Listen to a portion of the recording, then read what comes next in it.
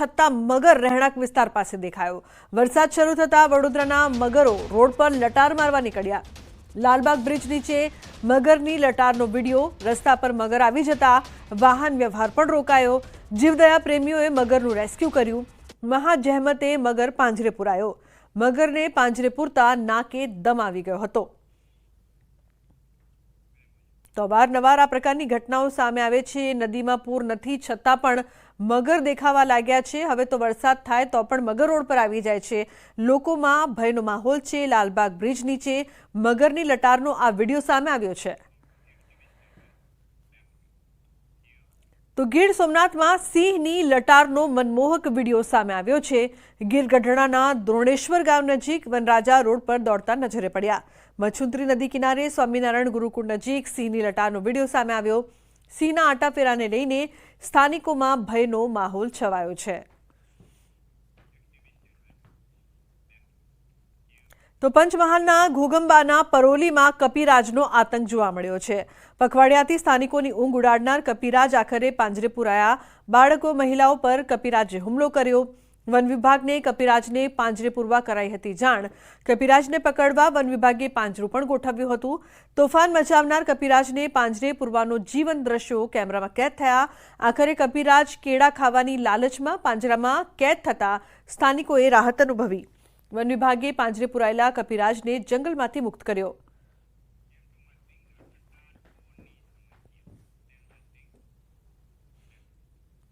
હવે વાત કરીએ રખડતા ઢોરની સમસ્યાની।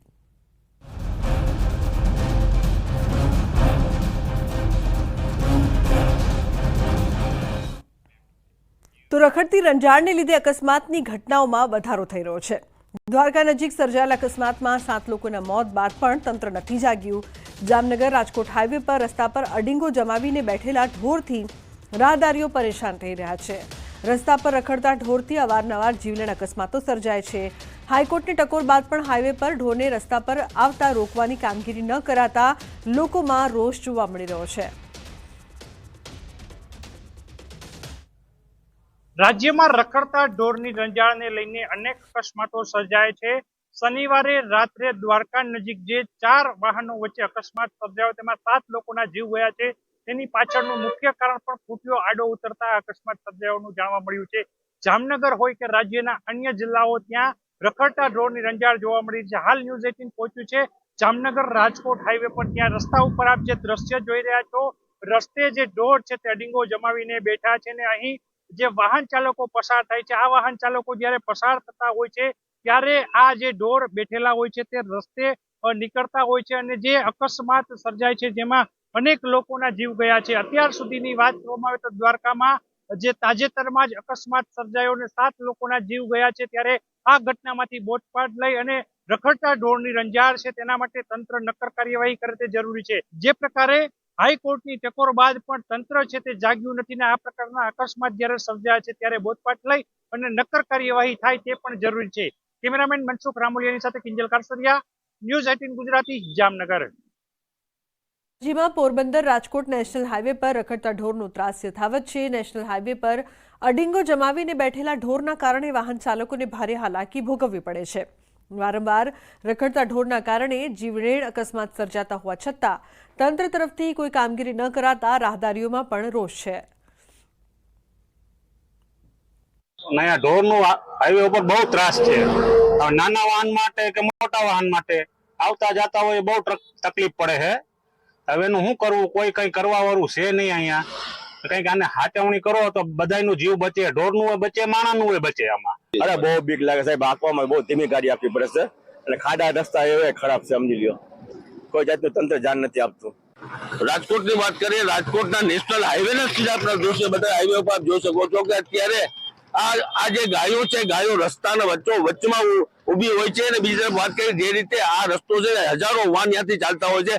આ રાજકોટ થી અમદાવાદ સુધીનો નેશનલ હાઈવે છે, ત્યાં રસ્તામાં અડીજણ જમાવી અને ગાયો ત્યાં હોય છે। આપ સીધા દ્રશ્ય જોઈ શકો કેટલા અકસ્માત થતા હોય, કેટલા વાહન ચાલકોને તકલીફનો સામનો કરવો પડે છે, કેટલી બાઇક સવારોને કેટલાઓને ઈજા થતી હોય છે। જ્યારે આ આપ જોઈ શકો છો કે જ્યારે આજથી વાહન આવતા હોય છે, વાહનને કેટલી બધી મુશ્કેલીનો સામનો કરવો પડે છે। જે રીતે આપ જોઈ શકો છો કે રોડના વચ્ચોવચ્ચમાં અત્યારે આરીંગા જમાવીને બેઠી છે ગાયો અને આપ જોઈ શકો છો કે સામેથી કેટલા વાહન આવતા હોય છે. વાહન વાળાને લોકોને કેટલી પરેશાનીનો સામનો કરવો પડે છે. ક્યારેક તો અકસ્માત મોટા સર્જાતા હોય છે અને જાનહાનિ બી થતી હોય છે. છતાં ઢોર માલિકને કોઈ જાતની કાર્યવાહી કરવામાં આવતી નથી. નગરપાલિકા દ્વારા કોઈ જાતની ઢોર માલિકને દંડ વસૂલ કરવામાં નથી આવતો. ઢોર પકડવાની કામગીરી હજી સુધી કરવામાં આવી નથી. ના ઢોર માલિકોને દંડ વસૂલ કરવામાં આવે છે. આ રીતે કેવી રીતે ચાલશે કે ક્યારેક મોટા અકસ્માત થતા હોય છે. હજારો વાહન નેશનલ હાઈવે પર ચાલતા હોય છે, છતાં કોઈ જાતનું તંત્રનો પેટનો પાણી હલતો નથી. આ રીતે અકસ્માત મોટા પાયે થતા હોય છે. તેને રોકવા માટે તંત્ર દ્વારા તાત્કાલિક ધોરણે આ કાર્યવાહી કરવી પડે. ના બગાડી વિઝન ગુજરાતી. તો હાઈવે પર રખડતા ઢોરે 7 લોકોનો જીવ લીધો છે. દ્વારકામાં ટ્રિપલ અકસ્માતમાં 7ના મોત થયા છે. બરડિયા ફન હોટલ નજીક ગમકવાર અકસ્માત થયો. રોડ પર ઢોરને બચાવવા જતા બસ કાર સાથે ટક્કર. બસ ઇકો કાર અને સ્વિફ્ટ કાર વચ્ચે અકસ્માતમાં 10થી વધુ લોકો ઘાયલ થયા છે. અકસ્માત બાદ ખાનગી બસ રોડ પર પલટી ગઈ હતી. ઇજાગ્રસ્તોને ખંભાળિયા અને દ્વારકા હોસ્પિટલ ખસેડાયા હતા. તો બસ ચાલકે સ્ટીયરિંગ પરથી કાબુ ગુમાવતા અકસ્માત સર્જાયો હોવાની માહિતી મળી રહી છે. બસનો કાબુ ગુમાવતા બસ ડિવાઈડર ક્રોસ કરીને બીજી સાઈડ ઇકો અને સ્વિફ્ટ કાર સાથે અથડાઈ હતી. આ અકસ્માતમાં કુલ 7 લોકોના મોત થયા, જ્યારે 10થી વધુ લોકો સારવાર હેઠળ છે, જેમાં એક વ્યક્તિને માથાના ભાગે ગંભીર ઈજા પહોંચી છે. મૃતક કલોલ તાલુકાના રહેવાસી ઇકો કાર લઈ દ્વારકા ખાતે દર્શન કરવા માટે આવ્યા હતા, જ્યારે અન્ય ઈજાગ્રસ્ત સ્વિફ્ટ કાર જૂનાગઢ જિલ્લાના કેશોદમાં લઈને પહોંચી રહ્યો હતો. તો વડોદરામાં 1 કલાકથી ધોધમાર વરસાદ વરસી રહ્યો છે. સુભાનપુરા રાવપુરા વિસ્તારમાં પાણી ભરાયા છે. રોડ રસ્તા પર પાણી ફરી વળ્યા છે.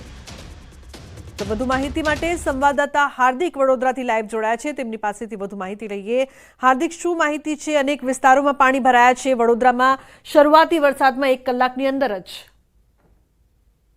જો વડોદરા શહેરની વાત કરીએ તો 1 મહિના બાદ ફરી એક વખત પૂરની પરિસ્થિતિનું નિર્માણ થયું હોય તે પ્રકારના દ્રશ્યો જે છે તે વડોદરા શહેરમાં જોવા મળી રહ્યા છે. આ દ્રશ્યો તમે જે જોઈ રહ્યા છો તે શહેરના રાવપુરા વિસ્તારના દ્રશ્યો છે અને રાવપુરા વિસ્તારમાં જળબંબાકારની સ્થિતિ સર્જાઈ હોય તે પ્રકારની પરિસ્થિતિનું નિર્માણ થયું છે. ઉલ્લેખનીય બાબત છે કે આપણે અગાઉ દર્શકોને કીધું પ્રમાણે કે જે પૂરની પરિસ્થિતિ છે એટલે કે કુદરત છે તેને વડોદરા મહાનગરપાલિકાને 1 મહિનાનો સમય આપ્યો હતો, પરંતુ 1 મહિનાનો સમય વીતી ગયો. વડોદરા મહાનગરપાલિકાએ પોતાની ઊંઘ ન ઉડાડી અને એનું જે પરિણામ જે છે તે ન્યૂઝ 18 ગુજરાતીના દર્શકો જે છે પોતાની ટીવી સ્ક્રીન પર જોઈ રહ્યા છે. રાવપુરા વિસ્તાર આ મુખ્ય બજાર કહેવામાં આવે છે અને મુખ્ય બજારના વેપારીઓ છેલ્લા ઘણા વર્ષોથી આ જ પ્રકારની પરિસ્થિતિ છે તેનો સામનો કરતા હોય છે. વેપારીઓની અનેક વખત રજૂઆત થઈ, પરંતુ વડોદરા મહાનગરપાલિકાની ઊંઘ જે છે તે ઉડવા તૈયાર નથી અને એના જ કારણે વેપારીઓએ લાખો કરોડો રૂપિયાનું નુકસાન જે છે તે વેઠવાનો વારો આવતો હોય છે. જોઈ શકાય છે દુકાનો ટપોટપ દુકાનો બંધ કરીને જે વેપારીઓ છે તેઓ પોતપોતાના ઘરે પહોંચી ગયા છે અને દુકાનની અંદર રહેલો જે માલ સામાન છે તે સહી સલામત ખસેડી દેવામાં આવ્યો છે. ઉલ્લેખનીય બાબત છે કે આ રાવપુરા વિસ્તારની વાત, પરંતુ શહેરના મોટા ભાગના વિસ્તાર જે છે તે જળબંબાકારની સ્થિતિ છે તેનું નિર્માણ થયું છે અને નીચાણવાળા વિસ્તારના જે લોકો છે તેમની મુશ્કેલીમાં